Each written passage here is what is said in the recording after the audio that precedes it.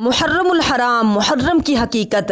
बस जैसे ही सुबह आशूरा करीब आने लगी तो इमाम हुसैन ने हम शक्ल रसूलुल्लाह अली अकबर से कहा, बेटा अजान दो। अली अकबर की अजान के साथ रसूलुल्लाह के ख़ानदान ने नमाज फ़जर पढ़ी। इतनी देर में फ़ौज यजीद ने इमाम हुसैन पर नमाज में हमला कर दिया और फिर एक एक शहीद शहादत का जाम पीता गया।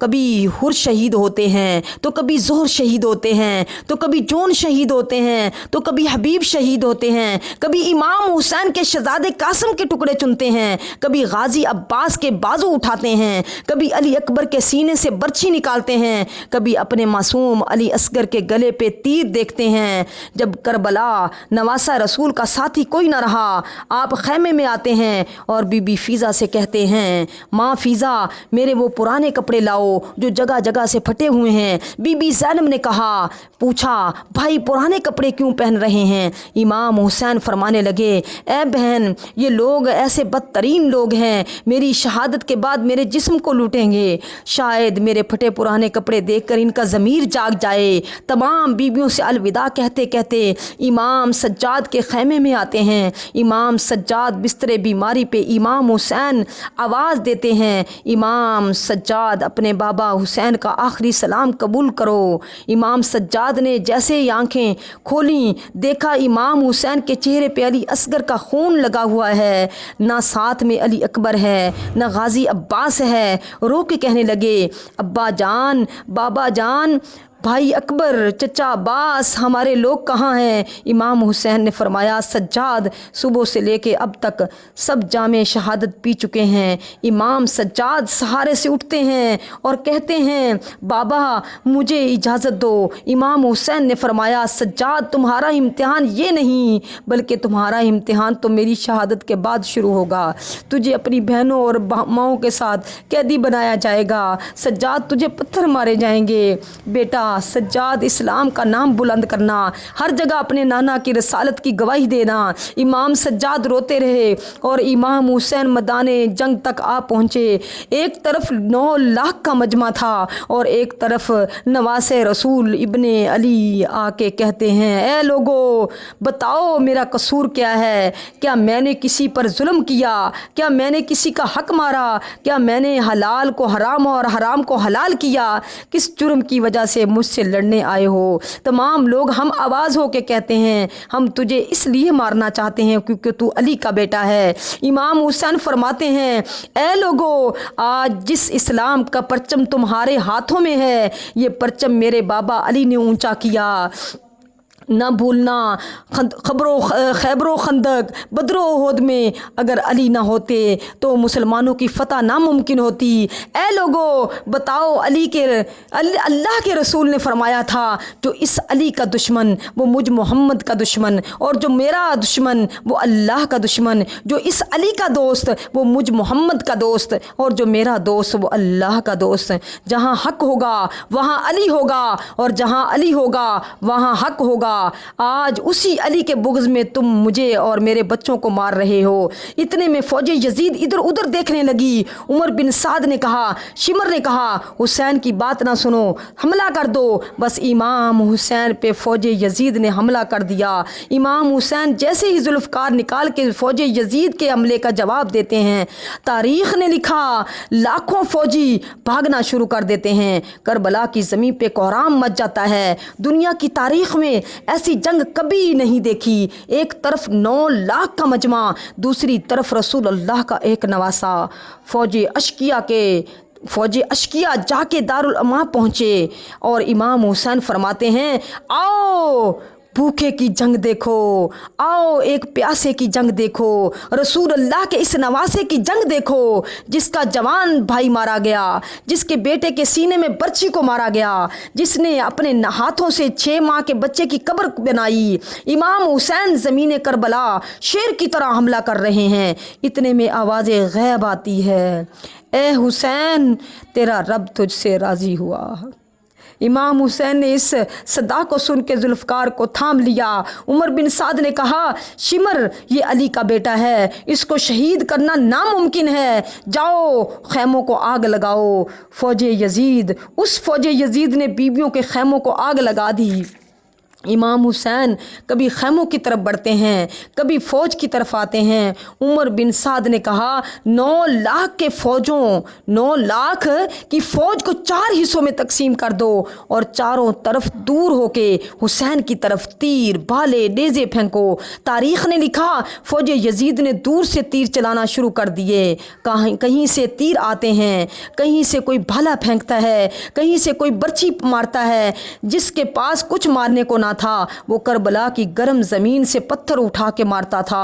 امام حسین کا جسم پتھروں سے، زخموں سے بھر گیا۔ تاریخ نے لکھا امام حسین کے جسم میں اتنے تیر لگے کہ امام حسین کا جسم تک نظر نہیں آ رہا تھا۔ بس نواسہ رسول گھوڑے کی زین سے زمین پہ آتے ہیں، فوج یزید خوشی سے جھومنے لگتی ہے، لیکن امام حسین کا وہ گھوڑا جس پہ امام حسین سواری کرتے تھے وہ امام حسین کے چاروں طرف طواف کرنے لگا تاکہ ان تیروں اور زخموں کو میں اپنے جسم پہ لے لوں۔ وہ گھوڑا دوڑ ہی رہا تھا، اتنے میں عمر بن سعد کہتا ہے رکو رکو، کوئی تیر نہ چلائے، ارے یہ رسول اللہ کا گھوڑا ہے، ایسا نہ ہو کہ اس گھوڑے کو تکلیف ہو۔ افسوس، رسول اللہ کے گھوڑے کا تو یہ لوگ احترام کر رہے تھے جس پہ رسول اللہ سوار ہوتے تھے، لیکن جن کو اپنے کندھوں پہ سوار کیا ان کا احترام بھول گئے۔ بس امام حسین سر سجدے میں رکھ کے اللہ کا ذکر کر رہے ہیں، اتنے میں ایک ظالم آتا ہے اور امام حسین کا سر قلم کر دیتا ہے۔ امام حسین کا سر کٹنا تھا کہ فوج یزید جھومنا شروع ہو گئی۔ تاریخ نے لکھا جیسے ہی امام حسین کا سر کٹا لوگوں نے سادات کو لوٹنا شروع کر دیا۔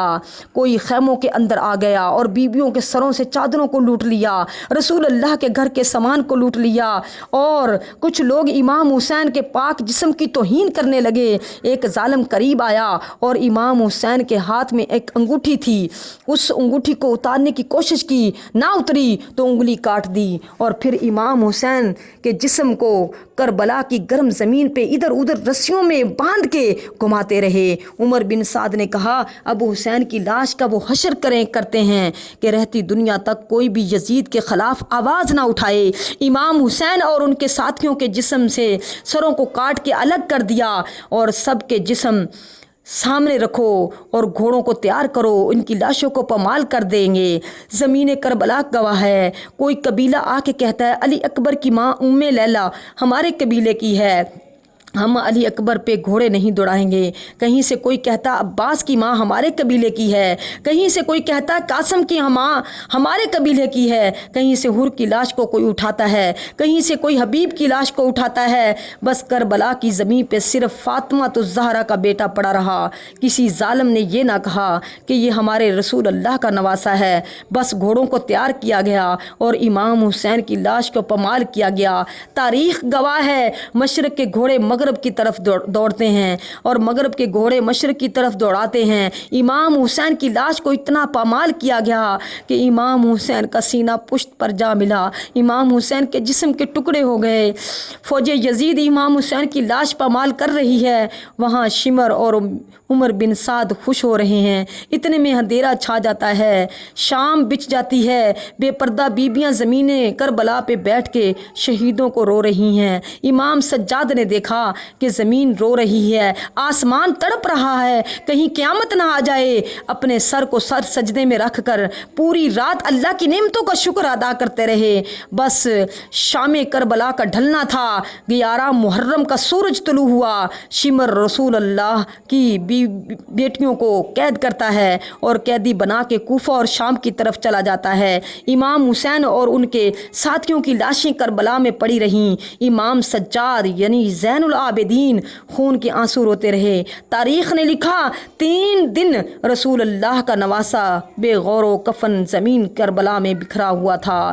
13 محرم 61 ہجری جب آس پاس کے لوگوں نے دیکھا کہ فوج کا پہرا کم ہوا ہے تو وہ نہر فرات پانی بھرنے باہر نکل کر دیکھا زمین کربلا پہ لاشیں بکھرے ہوئے ہیں۔ وہ چیخ کے روتی رہیں اور اپنے اپنے مردوں کے پاس جا کے کہتی ہیں اے لوگو یہ رسول اللہ کا خاندان تھا، شاید یزید کی فوج نے ان کو شہید کر دیا، آؤ ان غریبوں کی لاشوں کو تدفین کرتے ہیں، ان اللہ کے رسول کے خاندان کے نواسوں کو تدفین کرتے ہیں۔ ان کے مردوں نے کہا کیا کہہ رہی ہو، یزید نے مارا ہے، ایسا نہ ہو ان کو تدفین کریں اور کل یزید ہمیں بھی مار دے۔ وہ عورتیں رو کے کہتی ہیں اے بدبخت لوگو، اللہ کے رسول نے فرمایا تھا میں اجر رسالت کچھ نہیں مانگتا سوائے اس کے کہ میری اولاد سے محبت کرنا۔ اے لوگو اگر تم نہیں جاتے تو ہم عورتیں جاتی ہیں اور ہم رسول اللہ کے خاندان کو تدفین کرتی ہیں۔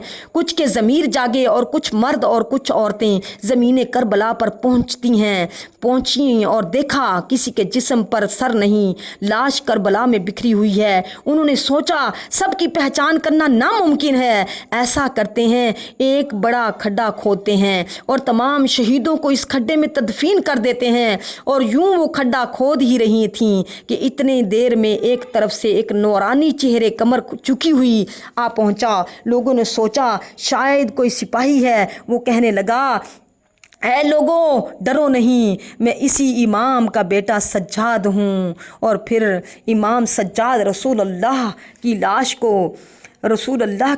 کو ان لوگوں کے ہاتھوں تھماتے ہیں اور زمین کربلا سے امام حسین کا جسم چننا شروع کر دیتے ہیں۔ کہیں سے امام حسین کی انگلیاں ملتی ہیں، کہیں سے امام حسین کے کندھوں کا گوشت ملتا ہے، کہیں سے امام حسین کے جسم کو اٹھا کر کٹھا کیا جاتا ہے، کہیں سے امام حسین کی پسلیاں ملتی ہیں، کہیں سے امام حسین کا سر مبارک ملتا ہے۔ جس زمین پہ کھڈا کھودتے ہیں قبر مبارک بنانے کے لیے، وہاں سے پہلے سے ہی ایک قبر بنی ہوئی ہے، وہاں نواسہ رسول کو تدفین کیا جاتا ہے، ساتھ میں علی اکبر علی اصغر کو تدفین کیا جاتا ہے اور اس بڑے کھڈے میں تمام شہیدوں کو تدفین کیا جاتا ہے جس کو آج بھی زمانہ گنجے شہیداں کہتا ہے۔ اتنے میں کوئی کہتا ہے ایک بوڑھے کی لاش رہ گئی ہے۔ امام سجاد رو کے کہتے ہیں یہ حبیب ابن مظاہر ہیں، اللہ کی مرضی یہ ہے کہ حبیب ابن مظاہر کی قبر حسین کے دروازے پہ بنے تاکہ ہر آنے والا حبیب کی زیارت کر کے امام حسین کی زیارت کرے۔ اب سب جا رہے تھے کہ اتنی دیر میں امام سجاد کہتے ہیں رکو، آؤ نہر فرات کی طرف۔ جیسے ہی نہر فرات کی طرف بڑھتے ہیں ایک بازو ملا، امام سجاد نے اس بازو کو سینے سے لگایا، دوسرا بازو ملا اس کو بھی سینے سے لگایا۔ بس جیسے ہی تھوڑا سا آگے چلے تو جناب علمدار عباس کا جسم نظر آیا اور وہیں جہاں حضرت عباس شہید ہوتے ہیں وہاں ان کی قبر بنا دیتے ہیں۔ تاریخ نے لکھا کربلا کے واقعہ کے بعد یزید اور آنے والے بادشاہوں نے یہ چاہا کہ حسین کی قبر کے نشان بھی ختم کر دیں، لیکن اللہ جسے چاہے اسے کوئی ختم نہیں کر سکتا۔ لوگوں نے چاہا کہ نہر فرات کا رخ امام حسین کی قبر کی طرف کر دیں، لیکن تاریخ گواہ ہے نہر فرات کا پانی امام حسین کی قبر کے قریب جا نہ سکا۔ آج بھی اللہ نے اپنی اس نشانی حسین ابن علی کی قبر کو آج خاص و عام کے لیے توحید کی نشانی بنا کے رکھا ہے۔ لاکھوں لوگ کربلا آتے ہیں اور نواسہ رسول کی زیارت کرتے ہیں۔ اسلام زندہ باد، ظلم مردہ باد کہہ کے امام حسین کے روزے کی دہلیز چومتے ہیں، 72,000 کا کنبہ کٹواتے ہیں، علی اصغر بھی کٹوا دیتے ہیں، علی اکبر بھی کٹوا دیتے ہیں۔ غور و فکر کی بات ہے، ذرا غور کریں، 72,000 کا کنبہ کٹوا دیتے ہیں، علی اصغر بھی کٹوا دیتے ہیں، علی اکبر بھی کٹوا دیتے ہیں، اپنے تن سے سر بھی کٹوا دیتے ہیں، اپنے آپ کو نیزوں پہ چڑھا دیتے ہیں اور بے سر و سامان کی حالت میں خیمے جلوا دیتے ہیں، پر کرامت نہیں دکھاتے۔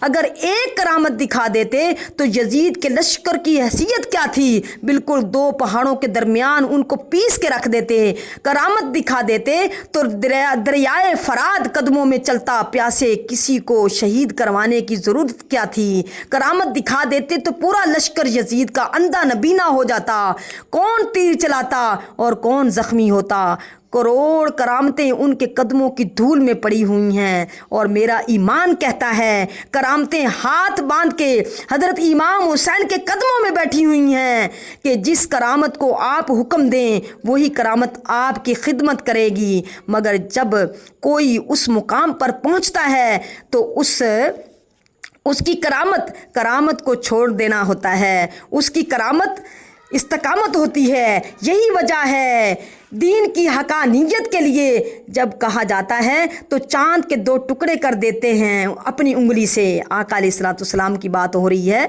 कि जब करामत दिखाने पे आते हैं तो 2 टुकड़े अपनी एक उंगली की करामत से 2 टुकड़े चांद के कर देते हैं। और कभी जहाद के अंदर नेज़ों और पत्थरों के हमले से खुद बेहोश होकर आका अलैहिस्सलाम ज़मीन पे आ जाते हैं।